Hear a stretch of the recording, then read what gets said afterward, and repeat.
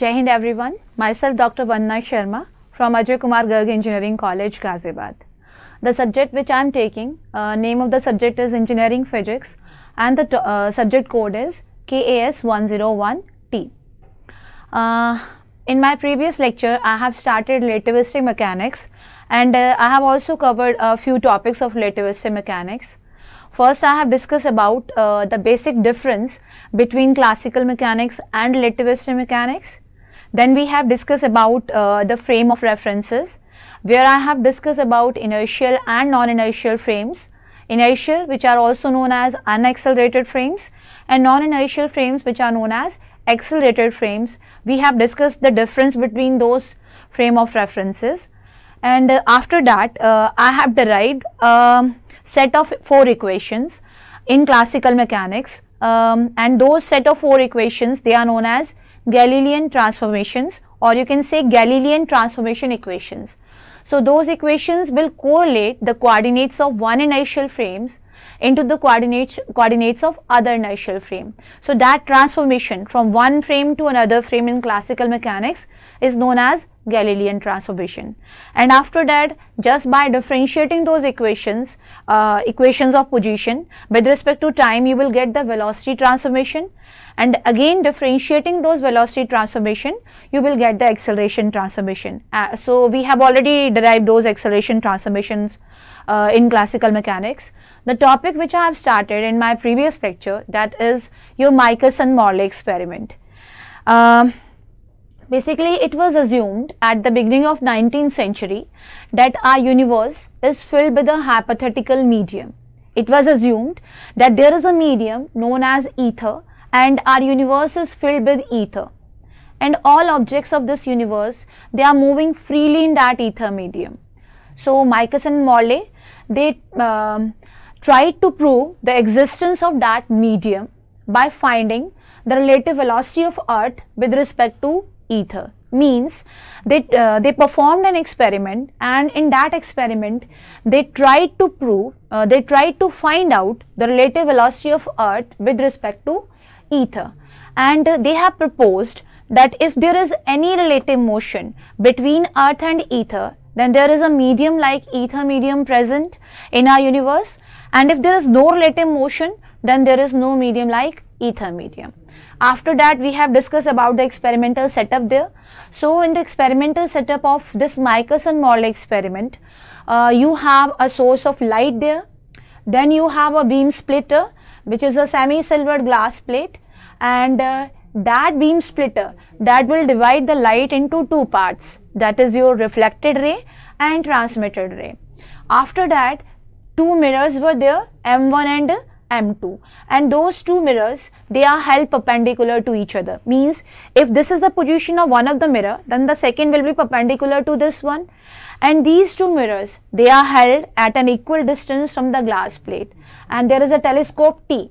With the help of that, you will observe the interference pattern. So this is your experimental setup: a monochromatic source of light, a semi-silver glass plate, or you can say beam splitter. Then you have 2 mirrors M1 and M2, and the front surfaces of M1 and M2, they are highly reflecting, and you have this telescope T through which you will observe the interference pattern. So this is experimental setup which we have already discussed in our previous lecture. Then I have mentioned in my previous lecture that this experiment was performed in 3 steps. In the first step, it was assumed that this apparatus is at complete rest. So when this apparatus is at rest, or you can say when this apparatus is in ether medium, means your apparatus is in ether medium as well as observer is also present in ether medium. It means that apparatus is at rest. So in that rest condition, when light will strike over here, it will divide into 2 parts. First part, that will move towards the transmitted ray, that is transmitted ray that will move towards M1, reflected ray that will move towards M2. Since the front surfaces of M1 and M2 are highly reflecting, so light rays will be reflected by the front surfaces of M1 and M2, and they will come back to the glass plate. So when these 2 light rays, which are obtained from a single ray, when they will come back to this glass plate, they are coming from a single ray, so they can always maintain a constant phase difference. So these two rays are coherent in nature. These two will be directed towards the telescope, and during that journey they will superimpose and you will get an interference pattern. So you are having an interference pattern when this apparatus is at rest. So that interference pattern is our reference pattern.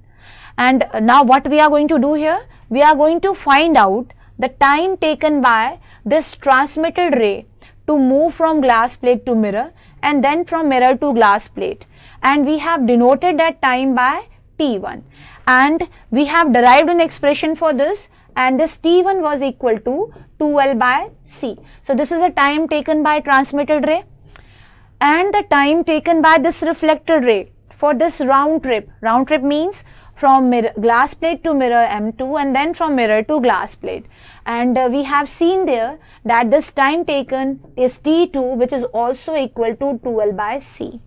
So what is the meaning of this T1 and T2? What is the meaning of these two equal times? The meaning is both the rays, they are taking equal time to travel this round trip. They are reaching over the glass plate after same time. It means the time difference between T1 and T2, that time difference is delta T, which is equal to 0. No time difference. Both the rays, they are reaching over the glass plate at same time. So that is your case number 1, step number 1 when apparatus is at rest, right? This we have already discussed in our previous lecture. Now the second step. In this particular step, your apparatus is not stationary. Now this apparatus is, suppose you are the observer and you are sitting in ether frame, because ether is absolute frame. So you are sitting there, and your apparatus that is kept somewhere at the surface of earth. And what we have done there, we have assumed that apparatus is moving along this direction with this much speed. So now you are stationary observer, you are seeing this apparatus from that ether frame, and for you now this apparatus is moving along this direction, means this transmitted ray, that is the direction of motion. This whole apparatus that is moving with respect to this particular, that ether frame along this direction. So again you have to find the time taken by the light to travel this round trip and the time taken by the light to travel this round trip. But with respect to case number 1, there is a difference. So you have to see that difference.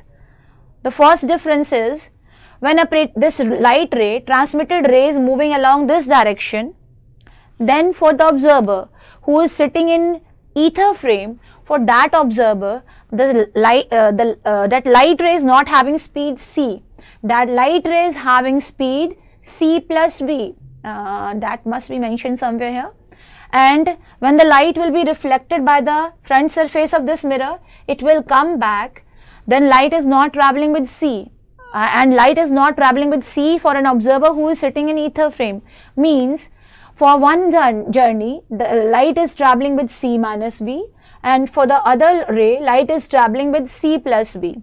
So now the time taken for the round trip, instead of T1, now I am writing it as T1 dash, and that T1 dash is L upon C minus V plus L upon C plus V.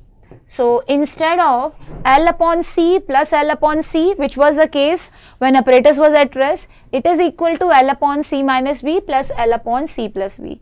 You just add these two terms, you will get the value of T1 dash, and that T1 dash we have already derived that formula there. So that T1 dash is equal to 2L by C upon 1 minus V square upon C square. So yesterday we have derived that expression. Then we will try to find out the time taken by this reflected ray to cover this round trip. So for this we have this T2 dash. So we have already calculated it, and this T2 dash is 2L by C divided by root 1 minus V square upon C square. So now you can see from these two expressions that T1 dash and T2 dash, both are not equal to 2L by C, which was the case when apparatus was at rest. Now T1 dash is 2L by C upon this factor, and T2 dash is 2L by C upon under root 1 minus V square upon C square. T1 dash and T2 dash, they are having values other than 2L by C. And one more point you have to see here, that T1 dash and T2 dash both are different. It means now both the rays, they are not going to reach over the glass plate after same time. They will take different times to reach over this glass plate. It means there is a time difference. It means there is a path difference between both the interfering rays. What was the time difference in case number 1 when apparatus was at rest? That time difference was equal to 0. But now you can find the time difference between just by taking the difference of these two terms. So let me show that time difference now. That time difference, what we have done, we have binomially expand that T1, and after expanding that term, you are getting 2L by C into 1 plus V square upon C square. We have already neglected the higher terms. Why you have neglected the higher terms? Because in denominator you will get C raised to power 4 or C raised to power 6 and so on. And this C is the speed of light, which is 3 into 10 raised to power 8 meter per second. So when you are having higher order of that C, it means that ratio, when the C is in the denominator with higher power, then that value is very, very small with respect to 1. It means with respect to 1 you can neglect those higher terms, sorry. So you will get only this T1 as 2L by C into 1 plus V square upon C square. And similarly, using binomial expansion, you are getting T2 equal to this. The same explanation is here. We are neglecting the higher terms with respect to 1. So now just find the difference between these two, that is using equation number 1 and 2, you can find the time difference, and that time difference is equal to this, which is LV square upon C cube. This we have already discussed in our previous chapter, previous lecture. Now this time difference, that will result in path difference, and because of that there will be a shift in the fringes with respect to original position. So now we will try to find out that shift in the fringes. So case number 1, when apparatus is at rest. Case number 2, when apparatus is moving, and apparatus is moving along transmitted ray, right?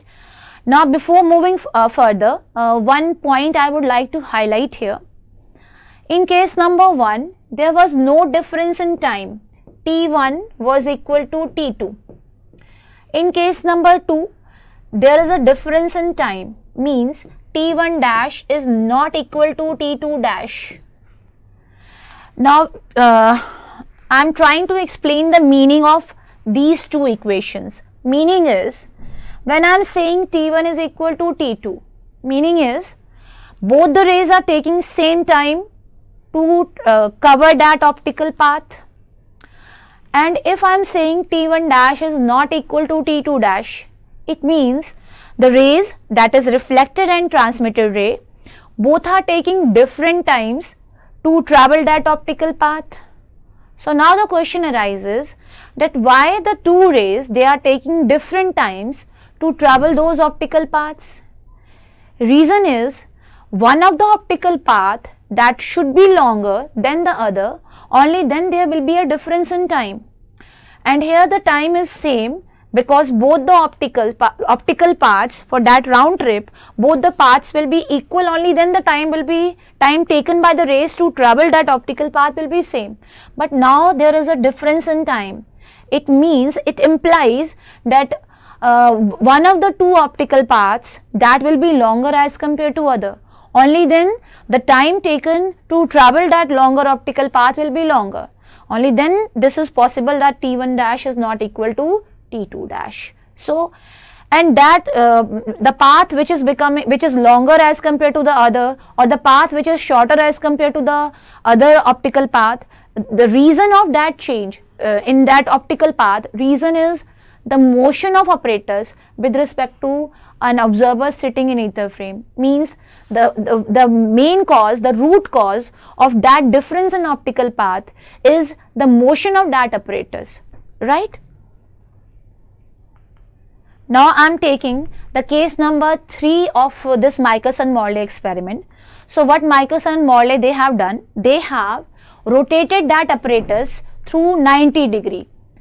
So this was your case number 2 when apparatus was moving along this direction. Now Michelson and Morley they rotated this apparatus through 90 degree. So if you will rotate the apparatus through 90 degree, then your mirror M2 was here and M1 was here.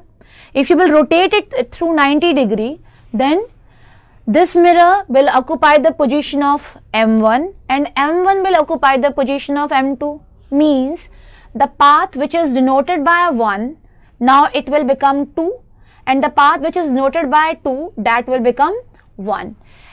It means the path which was longer in case number 2, now it will become shorter, and the shorter path will become longer, because the reflected ray now that will take the position of transmitter and transmitter will take the position of reflected. The only difference is in case number 2, the path which was longer, now it will become shorter and the shorter path will become longer. That is the difference when you are rotating this apparatus through 90 degree.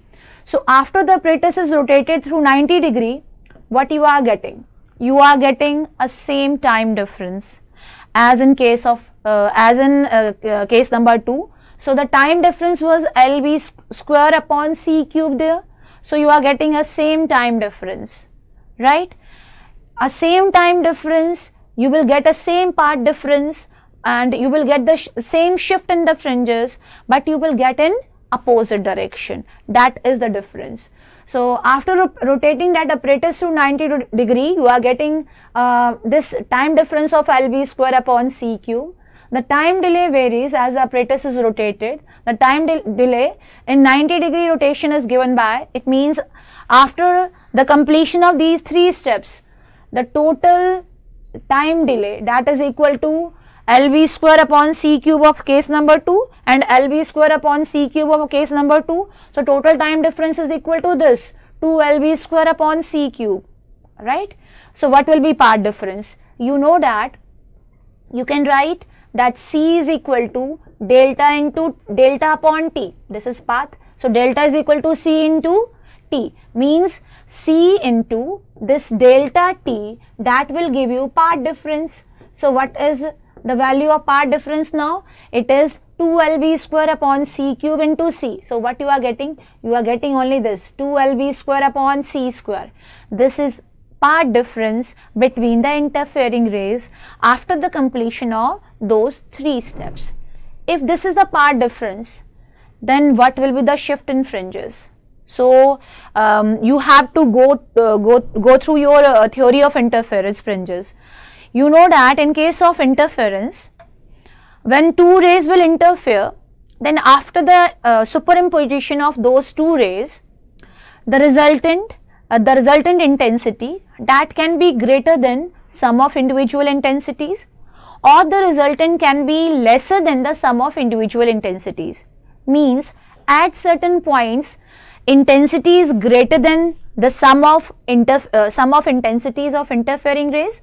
Those points will be points of maximas, and there will be certain points where the intensity will be lesser than sum of individual intensities, and those points will be points of minima or destructive interference. And you know the condition of maxima and minima in terms of path difference, that condition is path difference should be n lambda, and in terms of path difference, the condition of minima is path difference should be odd multiple of lambda by 2.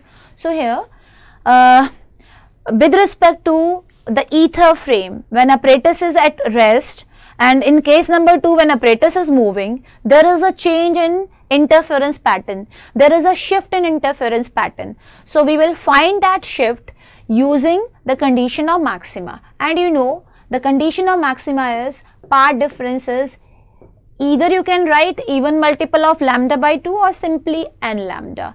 And from here, if you want to find the shift in the fringes, that will be simply 1 by lambda into delta.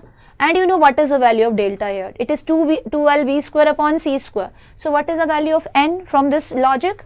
It is 2LV square upon C square.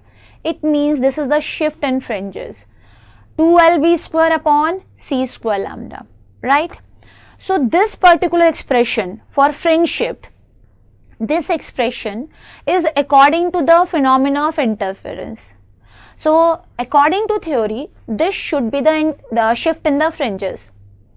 But actually when this experiment was performed, Michelson and Morley, they have taken this L as 11 meters, means those two mirrors M1 and M2, they were kept at 11 meters from the glass plate.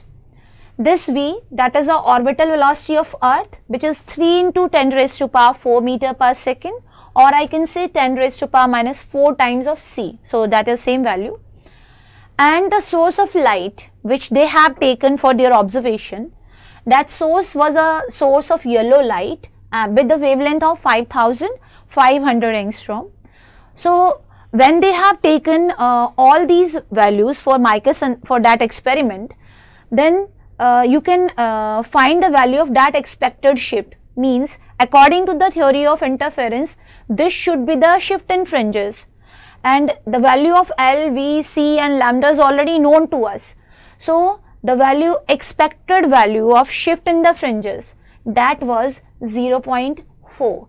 Means before performing that experiment, Michelson and Morley, they were aware of this fact that after completing all the 3 steps of that experiment, there should be a shift of 0.4 in the fringes. So that was the expected result from that experiment. But actually when Michelson and Morley, they performed that experiment, they found a 0 shift in the fringes. Means they observed that interference pattern at same point. Even in case number 2, in case number 3, there was no shift in the fringes. So they thought that there can be certain conditions because of which they were not able to detect a shift of 0.4. So what they have done, they have performed that experiment at different times of year, at different places, at different altitudes, so that they can vary the conditions and they can get that shift of 0.4 in the fringes.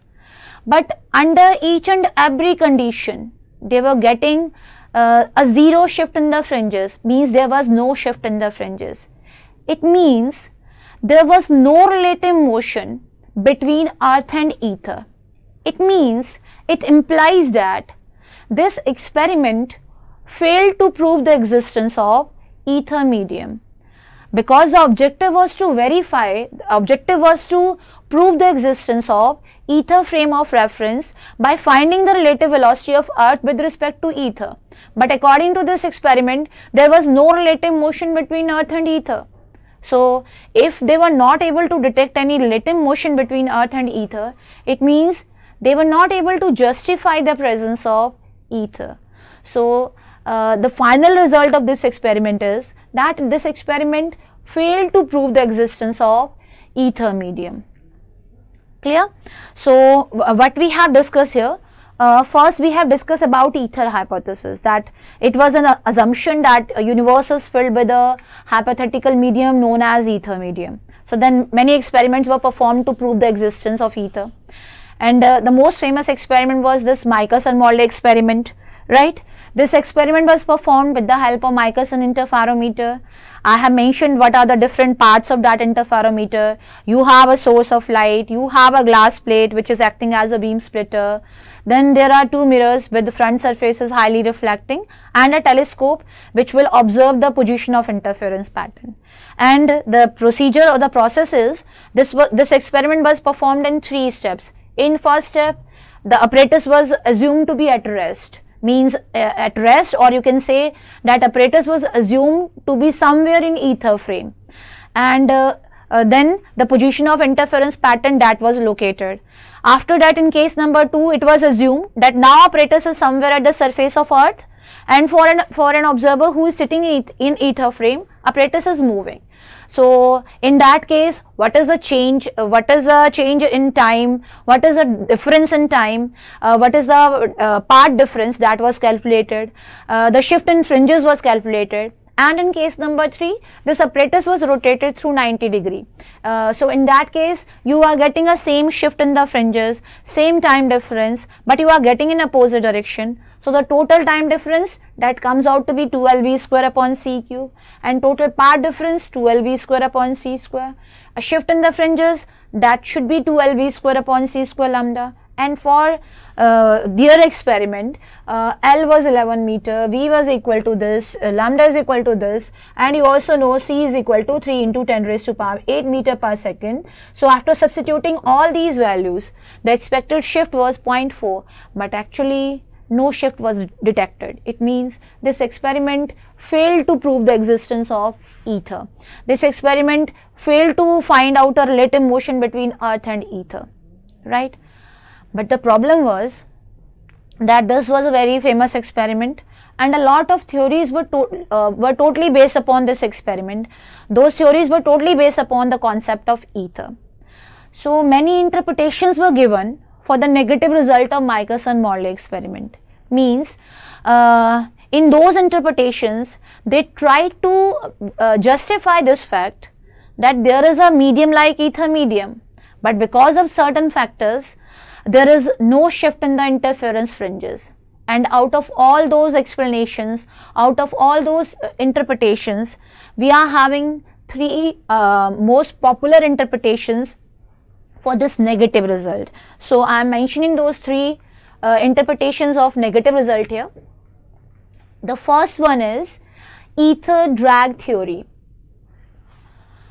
So according to this interpretation, when earth is moving, then that earth is dragging ether with itself. It was assumed that universe is filled with ether, and that ether is present everywhere. But according to ether drag theory, earth is dragging ether with itself. So if earth drags ether with itself, then there is no question of relative motion between earth and ether.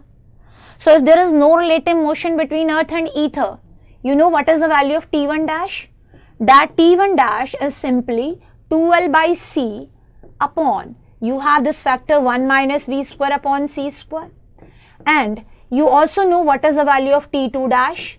That T2 dash is 2L by C upon 1 minus V square upon C square raised to power, 1 minus V square upon C square raised to power minus 1 by 2.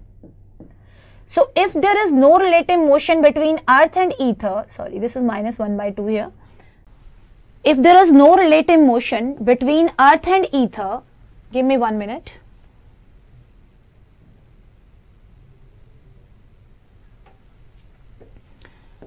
If this is 0, then your T1 dash and T2 dash both will be equal, and both will be equal to 2L by C. So if both T1 dash and T2 dash of case number 2 are equal, then no time difference, no path difference, no shift in the fringes, means if earth is dragging ether with itself, then there is no question of relative motion between earth and ether. Using this ether drag theory, now you can justify that there is ether, but because of ether drag hypothesis, because of ether drag theory, we are not able to get that shift in the fringes, right? But there were some drawbacks of this ether drag theory, because there is only a possibility of partial dragging. Exactly, earth cannot drag completely ether with itself. So that was a drawback of ether drag theory. Second explanation was this, that is length contraction. And according to this, along the direction of motion, there will be a contraction in the length of object. Means, in case number 2, when apparatus is moving along transmitted ray, then instead of that optical path L, the path will be contracted by this factor. It will be L into root 1 minus V square upon C square. This was purely a mathematical concept at that time. So if instead of L, you will take L into root 1 minus V square upon C square, then in case number 2, your T1 dash and T2 dash that will become equal. Your T1 dash is 2L by C, but now instead of L, I am writing there L into root 1 minus V square upon C square upon C upon 1 minus V square upon C square. If you will solve it, then it will be exactly equal to T2 dash. It means if you will consider the concept of length contraction, then because of that length contraction, T1 dash and T2 dash both will be same. It means both the rays will reach over the glass plate at same time. No time difference, no path difference, no shift in the fringes. So using length contraction, now you can justify that there is ether, but because of length contraction, we are not getting a shift in the fringes. But when this explanation was given, then at that time it was purely a mathematical explanation and there was no proof of this explanation. So it was not accepted universally. But now I am explaining the third one, which was accepted universally for the negative result of Michelson-Morley experiment. And that explanation is light velocity hypothesis, or you can say constancy of speed of light.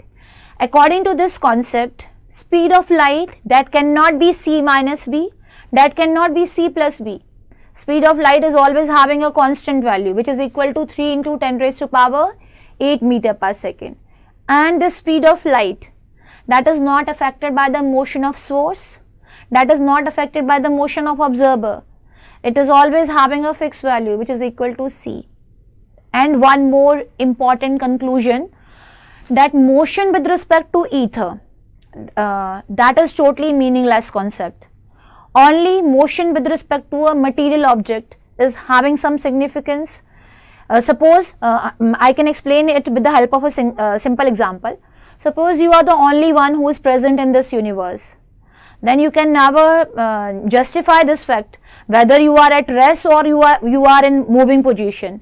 If there is another material object, then with respect to that object, you can verify whether you are at rest or you are moving with certain speed. So motion means you cannot describe the motion with respect to ether. You can describe the motion only with respect to a material object. So that was the starting, that was the base of special theory of relativity. So in 1905, Einstein proposed that motion through ether is meaningless concept. He does not completely rejected the idea of ether, but expressed that it can never be detected. The motion of an object relative to a frame of reference has a physical concept. It means now this concept came into existence, that whenever you want to describe the motion of any object, you will describe with respect to a material object. You will not describe that motion with respect to ether, right? So that was the end of an era, and that was the starting of relativistic mechanics or special theory of relativity. So from the next lecture, we will start our special theory of relativity and the concepts of relativistic mechanics. Thank you so much for today.